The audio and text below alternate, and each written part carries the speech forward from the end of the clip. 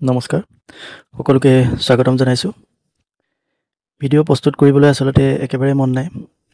মনটো এইকেইদিন একেবাৰে বিষাদগ্ৰস্ত হৈ আছে। এইটো চাগে আপোনালোক সকলোৰে হৈছে। অন্য কথা একো চিন্তা কৰিবলৈ মন নোযোৱাৰ দৰে হৈছে এইকেইদিন। ৰাতিপুৱা সাৰ পাই মনটো একেবাৰে দুখী দুখী অনুভৱ হ'বলৈ লৈছে, যিহেতু আমাৰ সকলোৰে হিয়াৰ আমঠু জুবিন দাৰ মহাপ্ৰয়াণ ঘটিছে। তেখেতৰ মৃত্যুৰ পাছৰ পৰাই কিবা মনটো যেন উকা উকা লাগি থাকিবলৈ লৈছে, এনেকুৱা হৈছে। বাৰু এই যি কি নহওক, এটা মনৰ কথা কিছুমান ক'বৰ বাবে আজি ভিডিঅ'টো প্ৰস্তুত কৰিলোঁ। আচলতে কেইটামান কথা ক'বলৈ মন গৈ আছে, সেইবাবেই ভিডিঅ'টো প্ৰস্তুত কৰিলোঁ। এইকেইদিন একেবাৰে মন নাই ভিডিঅ' প্ৰস্তুত কৰিবৰ বাবে, তথাপিতো কেইটামান কথা কওঁ বুলি আজি মোবাইলটো হাতত তুলি ল'লোঁ। এতিয়া আপোনালোকৰ কমেণ্ট পাই আছিলোঁ যে ফাইনেল মেৰিট লিষ্টখন আমাৰ কেতিয়া আহিব বুলি। এতিয়া আগতে ভাবিছিলোঁ যে পূজাৰ আগত ফাইনেল মেৰিট লিষ্টখন আহিবও পাৰে নেকি, কিন্তু এইকেইদিনৰ পৰিস্থিতিলৈ চাই পেলাই পূজাৰ আগত ফাইনেল মেৰিট লিষ্টখন আহিব যেন মোৰ অনুভৱ নাই হোৱা, আৰু মই বিচৰাও নাই, মানে মনটোও কোৱা নাই যে পূজাৰ আগতে ফাইনেল মেৰিট লিষ্টখন আহক বুলি। কাৰণ কেলৈ এইকেইদিনত যদি এইবোৰ মেৰিট লিষ্ট কিবা কিবি আহেও, কিন্তু চাবলৈ মানে কিবা মনটো একেবাৰে মানে ইমান বেছি ভাল লাগিব যেন লগা নাই মানে। আৰু পূজাটো হৈ গ'লে লাহে লাহে মনটো অলপমান পাতল লাগিবগৈ, কাৰণ মানুহৰ সেইটো এটা সহজাত প্ৰবৃত্তি যে অতি আপোন এজন মানুহ যদি ঢুকাই যায় তেতিয়াও প্ৰথমতে দুখ লাগে, কিন্তু লাহে লাহে মানুহৰ মনৰ পৰা স্মৃতিবোৰ আঁতৰি গৈ থাকে। গতিকে আকৌ জীৱনটো গতানুগতিকভাৱে চলিবলৈ আৰম্ভ কৰে। গতিকে পূজাৰ পাছলৈ লাহে লাহে আমাৰ মনবোৰ অলপ পাতল লাগিবগৈ। পূজাৰ মাজতে এইখিনি পূজাৰ যিখিনি কাৰ্যকলাপ সেইখিনি হৈ যোৱাৰ পাছতে আমাৰ মনটো অলপ পাতল লাগিব যেন অনুভৱ হৈছে। গতিকে পূজাৰ আগত মেৰিট লিষ্টখন আহিব যেন ইমান অনুভৱ হোৱা নাই, কাৰণ আজি হ'ল ছেপ্টেম্বৰৰ 22 তাৰিখ, কাইলৈ 23 তাৰিখ। কাইলৈতো গোটেইখিনি বন্ধই দিছে, স্কুল কলেজ চৰকাৰী কাৰ্যালয় কামৰূপ ডিষ্ট্ৰিক্টৰ বাহিৰে গোটেইখিনিয়ে বন্ধ দিছে। তাৰপাছত 24, 25, 26, 27 4দিন সময় আছে। এই 4 দিনৰ যে মেৰিট লিষ্টখন ওলাব যেন মোৰ অনুভৱ হোৱা নাই বাৰু। আৰু ৰিভেৰিফিকেশ্যনো চলি আছিলে। ৰিভেৰিফিকেশ্যনৰনো কি হৈছেগৈ, কি কথা, সেইখিনি খবৰ ল'বলৈও একো মন নোযোৱা হ'ল। আচলতে কাকো সুধিবলৈও এই বিষয়ে একো মনেই যোৱা নাই এইকেইদিন। তথাপিতো ৰিভেৰিফিকেশ্যনৰ বিষয়ে বিশেষ একো তথ্য লাভ কৰা নাই। এটাই গম পাইছোঁ যে যিসকলৰ প্ৰভিজনেল মানে চাৰ্টিফিকেটৰ কাৰণে ৰিভেৰিফিকেশ্যন দিছিলে তেওঁলোকৰ একো বিশেষ অসুবিধা হোৱা নাই। তেওঁলোকৰ মাত্ৰ প্ৰভিজনেলৰে অৰিজিনেলটোৰ জেৰক্স কপিবোৰ বিচাৰিছে। হয়তো তেওঁলোকৰ কিবা কাৰণত সেই জেৰক্স ফাইলটোৰ পৰা তেওঁলোকৰ চাৰ্টিফিকেটবোৰ হেৰাই গৈছিলে, বা কিবা বিভিন্ন কাৰণত তেওঁলোকৰ কপিবোৰ আকৌ জমাহে লৈছে বুলি কৈছে। মানে বৰ বিশেষ একো তাত অসুবিধা হ'ব বুলি কোৱাও নাই, তেওঁলোকে কপিটো জমা লৈছে আৰু একো অসুবিধা নাই বুলিও জনাইছে। বাকী আৰু বিভিন্ন ক্ষেত্ৰত যিসকলক মাতিছিলে সেই বিষয়ে একো তথ্য গম পোৱা নাই। আচলতে গম ল'বলৈও মন যোৱা নাই এইকেইদিন। যদি কিবা গম পাওঁ তেতিয়া আপোনালোকৰ লগত শ্বেয়াৰ কৰিম। সেইবোৰ ক্ষেত্ৰতো এতিয়া কামবোৰ কিমান অফিচিয়েলি আগবাঢ়ি আছে একো ধৰিব পৰা নাই। গতিকে ফাইনেল মেৰিট লিষ্টখন পূজাৰ পাছতহে আহিবগৈ যেন অনুভৱ হৈছে।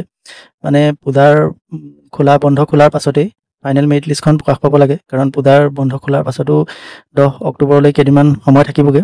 গতিকে ফাইনেল মেৰিট লিষ্টখন পূজাৰ পাছতেই ওলাব যেন লাগিছে। বাকী PWD কেণ্ডিডেট কেইজনমানে কমেণ্ট কৰিছিলে যে তেওঁলোকৰ মেডিকেল ফিটনেছ যিখন ভেৰিফিকেশ্যন হয় যে তেওঁলোকৰ চাৰ্টিফিকেটৰ লৈ তেওঁলোকৰ যিবোৰ ডিছেবিলিটিজ আছে তাৰো নটিচ আহিব লাগে অতি সোনকালে PWD সকলৰ। আৰু সেইটো ভেৰিফিকেশ্যন কৰোঁতে ইমান বিশেষ টাইম নালাগে, যিহেতু সেইখিনি মেডিকেলৰ কাম কাজখিনি কৰোঁতে 2 এদিনৰ ভিতৰতে হৈ যাব। গতিকে নটিচ আহিব এইকেইদিনতে। আৰু যিসকল লোক'মটৰ ডিছেবিলিটিজ যিসকলৰ আছে তেওঁলোকৰ বিশেষ নাচায় বুলি কোৱা শুনিছোঁ। তেওঁলোকৰ মাত্ৰ এছেছ কৰি পেলাই চাৰ্টিফিকেটখন চায় আৰু তাৰপিছতে তেওঁলোকক তেনেকৈ হৈ যায়। বাকী হিয়াৰিং আৰু ভিজুৱেল ডিছেবিলিটিজ যিসকলৰ আছে তেওঁলোকৰ পাৰ্চেণ্টেজটো চেক কৰে বুলি গম পাওঁ মেডিকেলি। তেওঁলোকৰ চাৰ্টিফিকেটখনৰ মতে তেওঁলোকৰ 40% বা তাতকৈ বেছি মানে ডিছেবল হয় নে নহয় সেইটো চেক কৰে। গতিকে সেইখিনি কৰোঁতে বৰ বেছি টাইম নালাগে। গতিকে আপোনালোকে সোনকালে নটিচ পাব। বাকী এতিয়া মনলৈ এইটোৱে ভাব আহি আছে যে এনেকুৱা এটা পৰিস্থিতিত 10 অক্টোবৰত এপইণ্টমেণ্ট লেটাৰখন দিবগৈ পাৰিব নে নোৱাৰে আচলতে। কিন্তু 10 অক্টোবৰত এপইণ্টমেণ্ট লেটাৰখন দিবগৈ পাৰিব, কাৰণ এতিয়াও যথেষ্ট সময় বাকী আছে। এতিয়াও আৰু 15-16 দিন সময় বাকী আছে। প্ৰায় 18 দিনেই সময় বাকী আছে। আজি যিহেতু 22 তাৰিখ হৈছে, গতিকে তেতিয়ালৈ এইখিনি গোটেইখিনি ঠিক হৈ যাবগৈ। আৰু আপোনালোকে এটা কথা মন কৰিবচোন, জুবিন দাৰ এই ঘটনাটোৰ কাৰণে, মৃত্যুৰ কাৰণে যদি আমাৰ এপইণ্টমেণ্ট লেটাৰ আচলতে দিয়াৰ 10-20 দিন দেৰিও হৈ যায় তেতিয়াও কিন্তু মনত একো আক্ষেপ নাই।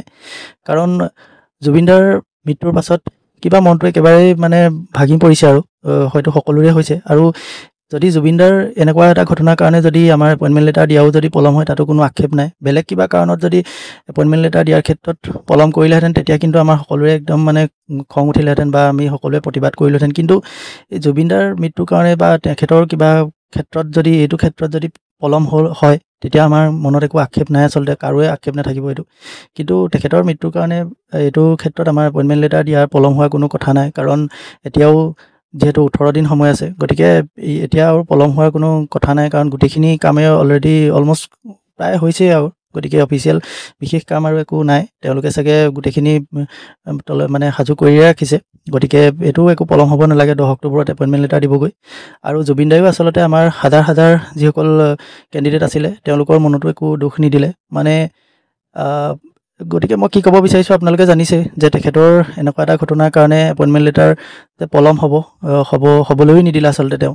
গতিকে সেয়াই আৰু এনেকুৱা এজন মানুহ, মানে ভগৱান সদৃশ, আমি ভগৱান বুলিয়ে তেখেতক ভাবোঁ। গতিকে সেয়াই আৰু কথা।